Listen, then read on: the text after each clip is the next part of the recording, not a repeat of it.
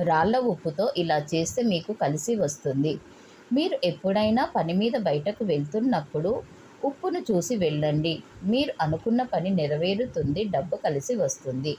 చిటికెడు రాళ్ళ ఉప్పును తీసుకొని దాన్ని తెల్ల కాగితంలో చుట్టి పర్సులో పెట్టుకోవాలి. మీకు వృధా అయ్యే ఖర్చులు తగ్గుతాయి. శుక్రవారం రాళ్ళ ఉప్పును కొనడం వల్ల ఉప్పుతో పాటు లక్ష్మీదేవి మన ఇంటికి వస్తుంది.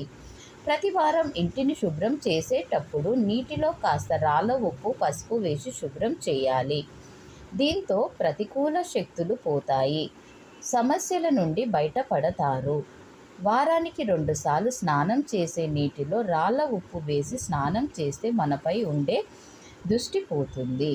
దంపతుల మధ్య అన్యోన్యత పెరగాలంటే ఒక గాజు గ్లాసులో రాళ్ళ ఉప్పు నింపి పెట్టి దాన్ని బెడ్రూమ్ ఏదైనా మూలన పెట్టాలి. వారం వారం ఆ ఉప్పును మార్చాలి.